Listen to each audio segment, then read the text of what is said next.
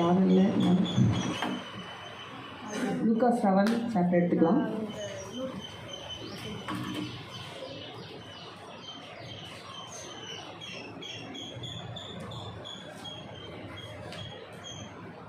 நம்ம வாசிச்சு கேட்ட மாதிரி பரிசேங்கிற ஒரு வீட்டில் வந்துட்டு ஏசு வந்து பந்தி சாப்பிட்றதுக்காக போயிருப்பார். அந்த இடத்துல ஒரு நடந்த ஒரு நிகழ்வு தான் இன்றைக்கி நம்ம பார்க்க போகிறோம்.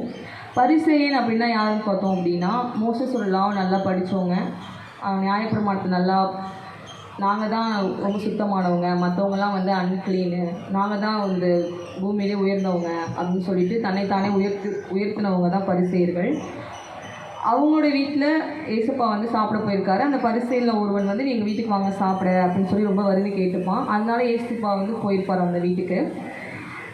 பரிசேயன் வீட்டில் வந்துட்டு நார்மலாக ஒரு அன்க்ளீனான ஒரு பர்சன், தாழ்மையான ஒரு பர்சன், தாழ்வில் இருக்கிற ஒரு பர்சனோ இல்லை பாவமான யாரோ போக முடியாதுன்னா அவங்க வந்து ஏற்றுக்கொள்ளவே மாட்டாங்க யாரையுமே. ஆனால் இந்த பரிசேயன் வீட்டில் வந்துட்டு ஒரு பாவமான ஒரு ஸ்திரீ, அந்த ஊரிலே பாவியான ஒரு ஸ்திரீ வந்து ஏசு இருக்கிறான்னு தெரிஞ்சு அந்த வீட்டுக்கு அவ போகிறா. நான் சொன்ன ஃபஸ்ட்டு பரிசேயன் வந்து ரொம்ப தன்னையே வந்து க்ளீனாக நினச்சிக்கிறோம். ரியலாக பார்த்தோம் அப்படின்னா அவங்க வந்து யாரையும் தன்னை தொட விட மாட்டாங்க. அதுவும் அந்த காலத்தில் பார்த்தோன்னா ஸ்திரீ வந்து வெளியில் வந்து ஒருத்தவங்க மாதிரி பேசவே கூடாது, அதுவும் ஜென்ஸ் இருக்கிற இடத்துல வரக்கூடாது, அந்த மாதிரிலாம் சில இதெல்லாம் இருக்கும். அதை காட்டிலும் இவ வந்து ரொம்ப பாவியான ஸ்திரீ. நார்மலான நல்ல ஒரு கேர்ளாக இருந்தால் கூட நான் பார்க்கக்கூடாது, இங்கே ஜென்ஸ் இருக்காங்க, இங்கே வரக்கூடாது அப்படி இப்படின்லாம் இருக்குது. இப்போயுமே இருக்குது. அந்த காலத்தில் ரொம்ப, அதுவும் பிரமாணங்கள், நியாயப்பிரமாணங்கள் எல்லாம் ஃபாலோ பண்ணிட்டு கையிலேயே எப்பவுமே அந்த நியாயப்பிரமாணம் வச்சு சுற்றுறவங்க தான் பரிசேயர்கள். அது டக்குன்னு யாரும் தப்பாக நடந்தாங்க, இதில் இப்படி இருக்குது, நீ தப்பாக நடக்கிற, நீ வந்து கல்லெறியப்படணும் அப்படின்னு சொல்லிட்டு ஃபாலோ பண்ணுறவங்க தான் பரிசேயர்கள். அவங்க வந்து நியாயப்பிரமாணத்தைப்படி செய்வாங்கன்னு கேட்டிங்கன்னா இல்லை, அவங்க படித்து அதை வச்சுப்பாங்க, எல்லாத்தையும் தெரியும் எங்களுக்கு அப்படின்னு சொல்லி வச்சுக்கிறவங்க தான். ஆனால் அதுபடி ஃபாலோ பண்ண மாட்டாங்க. பரிசேயரை பற்றி காட் வந்து Matthew 23 11th verse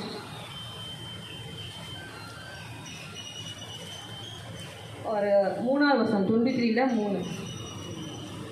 2 வாசிங்க. மத்தேயு 23. வேதபாரகரும் பரிசேயரும் மோசேயினுடைய ஆசனத்தில் உட்கார்ந்திருந்தார்கள். ஆகையால் நீங்கள் கைக்கொள்ளும்படி அவர்கள் உங்களுக்கு சொல்லுகிற யாவையும் கைக்கொண்டு செய்யுங்கள். அவர்கள் செய்கையின்படியோ செய்யாதிருங்கள். ஏனெனில் அவர்கள் சொல்லுகிறார்கள், சொல்லியும் செய்யாதிருக்கிறார்கள். அடுத்து சுமப்பதற்கரிய பாரமான சுமைகளை கட்டி மனுஷர் தோள்களின் மேல் சுமந்திருக்கிறார்கள். தாங்களோ ஒரு விரலினாலும் அவைகளை தொட மாட்டார்கள். இதுதான் பரிசேயரோட டெஃபினேஷன். இது ஆக்சுவலாக அவங்க இதெல்லாம் சொல்லுவாங்க, இப்படி இருக்கணும் அப்படின்னா, ஆனால் அவங்க செய்ய மாட்டாங்க. எப்பவுமே அந்த ஞாயிற்றுக்கிழமை கையில் வச்சுக்கிட்டு சுற்றிட்டு யார் தப்பு பண்ணுறா அப்படின்னு சுற்றி அலைஞ்சிட்டு இருக்கவங்க தான். அப்படிப்பட்ட ஒரு மனுஷனுடைய வீட்டில் ஒரு பெண் போகிறதே வந்து ஒரு அரிதான காரியம். அதில் பார்த்தோம் அப்படின்னா ஒரு பாவியான ஸ்திரீ, அந்த ஊரிலே பாவியான ஸ்திரீ ஏசு இருக்கிறான்னு தெரிஞ்சுட்டு ஏசோட தூரமாக நின்று கூட பார்க்கல, பக்கத்தில் போய் அந்த பாதத்தை வந்து தன் கண்ணீரால் ஃபஸ்ட்டு வந்து அழுதுகிட்டே துடைக்கிறான். ஃபஸ்ட்டு வந்து பார்த்தோம் அப்படின்னா ஒரு கால் நனைகிற அளவு ஒரு தண்ணி வேணும் அப்படின்னா ஒரு கப்பாக தண்ணி வேணும், கால் நனைகிற அளவுக்கு இல்லையா? அப்போ அவள் எவ்வளோ கண்ணீர் சிந்திருப்பா பாருங்கள். ஏன்னா வசனம் சொல்லுதான் அவள் அவளுடைய பாதம் நனைச்சிட்டு அதுக்கப்புறம் அந்த பாத்தை வந்து தன் தலைமயிரால் துடைக்கிறான். அந்த பாவியான ஸ்திரீ பண்ணதை மட்டும் நான் இப்போ சொல்கிறேன். ஃபஸ்ட்டு தன் கண்ணீரால் இயேசுவோட பாதத்தை வந்து அவள் கழுவுறா. அதுக்கப்புறம் தன் தலைமயிரினால் அதை துடைக்கிறா. அதுக்கப்புறம் ஓயாமல் கர்த்தருடைய பாதத்தை வந்து தேவனுடைய பாதத்தை முத்தம் செய்கிறான்.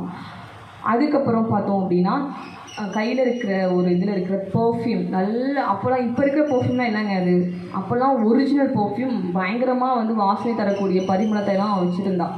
அதை வந்து அவளுடைய பாதத்தில் பூசி கழுவுறான். அந்த இன்சிடென்ட் நடந்துட்டுருக்கு. அப்போது வந்து பரிசேயனோட திங்கிங் என்ன இருக்கும், ஒரு உயர்ந்த ஒரு பணக்கார வீட்டில் வந்து ஒரு ஏழையான அந்த வீட்லேயே வேலை செய்கிறவங்க இல்லை, வேலை செய்கிறவங்க கூட இல்லை, அந்த ரோட்டோரமாக போகிற ஒரு பிச்சைக்கார அந்த வீட்டுக்குள்ள உடஞ்சி, அதுவும் கெஸ்ட்டுக்கிட்ட போய் உட்காந்துருந்தா ஏன் நினைப்பாங்க, உட்கார விடுவாங்களா? நம்மளோட கற்பனையில் போய் பார்த்தோம் அப்படின்னா ஒரு உயர்ந்த பணக்கார வீட்டில் ரோட்டில் போகிற நார்மலான ஒரு பர்சன் அந்த வீட்டுக்கு அழைச்சிருக்கிற கெஸ்ட்டுக்கிட்ட போய் கீழே உட்கார விடுவாங்களா? விட மாட்டாங்க. ஆனால் சீமோனோட எண்ணங்கள் எப்படி இருக்குன்னா, இவர் வந்து ஒரு தீர்க்கதரிசின்னு சொல்லிட்டு இருக்கிறாரே, இவர் வந்து தேவனுடைய குமாரன்னு எல்லாருக்கும் தெரியுது இல்லையா? அப்போது வந்து தன்னை தொடுகிற ஸ்திரீ வந்து இந்நாள் என்றும் யார் தொட்டா அப்படின்னு அவள் தெரிஞ்சிருக்கும்.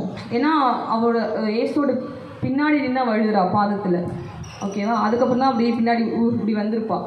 ஸோ பின்னாடி அழுது கொண்டு இருக்கிற ஸ்திரீ வந்து யாருன்னு அவருக்கு தெரிஞ்சிருக்கும்.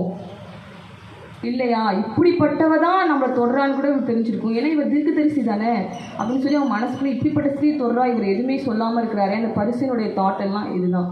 ஏன்னா அவனை பொறுத்தவரையும் அவன் தான் க்ளீன், மற்றவங்களாம் அன்க்ளீன். அதுவும் ஒரு ஸ்திரீ, ஊரிலே பாவி பாருங்க, இந்த தெருவிலே இந்த பட்டணத்திலே பாவியான ஸ்திரீ இயேசுவை தொடுறாங்க கூட தெரியாமல் வந்து இந்த இயேசு இருக்கிறாரே அப்படின்ட்டு அதை இயேசு அறிந்து. அந்த 38வது வசனம் வாசிங்க. அவருடைய பாதங்களின் அருகே பின்னால் நின்று அழுது கொண்டு அவருடைய பாதங்களை தன் கண்ணீரினால் நனைத்து தன் தலைமயிரினால் துடைத்து அவருடைய பாதங்களை முத்தம் செய்து பரிமள தைலத்தை பூசினார். அவரை அழைத்த பரிசேயன் அதை கண்டபோது இவர் தீர்க்கதரிசியாய் இருந்தால் தம்மை தொடுகிற ஸ்திரீ இன்னாள் என்றும் இப்படிப்பட்டவள் என்றும் அறிந்திருப்பார். இவர் பாவியாய் இருக்கிறாளே என்று தனக்குள்ளே சொல்லி கொண்டார். இயேசு அவனை நோக்கி, சீமோனே, உனக்கு நான் ஒரு காரியம் சொல்ல வேண்டும் என்றார். அதற்கு அவன், போதகரே சொல்லும் என்றான். அப்பொழுது அவர், ஒருவனிடத்தில் 2 பேர் கடன்பட்டிருந்தார்கள். போதும். இது மாதிரி பேசிகிட்டு இருக்கப்போ சீமனோட திங்கிங் காட் ஆரம்பிச்சுட்டு ஒரு ஸ்டோரி சொல்கிறாரு. ஒருத்தன் வந்து ஒரு கடன் கொடுக்குறவன்கிட்ட வந்து 2 பேருக்கு கடன் வாங்கியிருக்கிறாங்க. ஒருத்தன் 50 வெள்ளிக்காசு, ஒருத்தன் 500 வெள்ளிக்காசு கடன் வாங்கியிருக்கிறான். அது 2 பேருக்குமே அடைக்க வந்து திராணி இல்லை. உடனே கடன் கொடுத்தவன், சரிப்பா நீயும் கொடுக்க வேண்டாம் அப்படின்னு சொல்லிட்டு அனுப்பிடுறாரு. அப்போ வந்துட்டு இதில் ஏசு கேட்குறாரு, இதில் யார் வந்து அந்த கடன் கொடுத்தவங்ககிட்ட ரொம்ப வந்து அன்பாக இருந்திருக்க முடியும்? இப்போ நான் வந்து ஒரு 2 பேருக்கு கடன் கொடுக்குறேன், 50 வெள்ளிக்காசு 500 வெள்ளிக்காசு, 2 பேருக்கும் கொடுக்க முடியல, நான் மன்னிச்சிடுறேன். அங்கே ஒரு கேள்வி வருது, 2 பேர்த்துல யார் அதிகமாக அன்பாக இருப்பாங்க? 50 வெள்ளிக்காசை விட 500 நல்ல நம்மளும் 500 வெள்ளிக்காசு வாங்கியிருக்கலாமே அப்படி தான் நம்ம நினைப்போம் இல்லையா? அந்த 500 வெள்ளிக்காசு வாங்கினவன் ரொம்ப விசுவாசமாக இருந்திருப்பான். ரொம்ப வந்து சரி என்னை வந்து கொடுக்க வேணாம்னு சொல்லிட்டாரு, எவ்வளோ நல்லவராக இருந்தால் என்னை கொடுக்க வேணாம்னு சொல்லியிருப்பாரு அப்படின்னு நினச்சிருப்போம் இல்லையா? அப்போ வந்து சீமோன் சொல்கிறாரு, அந்த 500 வெள்ளிக்காசு வாங்கின யார் அதிகமாக கடன் வாங்கினானோ அவன் தான் அதிகமாக அன்பு கூறுவான் அப்படின்னு சொல்லுவான். உடனே ஏசப்பா, ஆமாம் நீ சரியாய் நிதானித்தாய், அவன் தான் அதிகமாக அன்பு கூறுவான். நீ என்னை வீட்டுக்கு வர வச்ச பரிசேயன் தான் ஏசப்பா வருந்தி கூப்பிட்டான், என் வீட்டுக்கு வா அப்படின்னு. நல்ல கவனமாக கேட்போம். ரொம்ப சிம்பிளான மெசேஜ் தான் இன்னைக்கு, ஆனால் ஆழமான சத்தியம். பரிசேயன் ஏசப்பாவை கூப்பிட்றான் வீட்டுக்கு. ஆனால் அங்கே கூப்பிடாமே வந்தவர் யார்? பாவியான ஸ்திரீ. தன் கண்ணீரால் நினைக்கிறா அப்படின்னா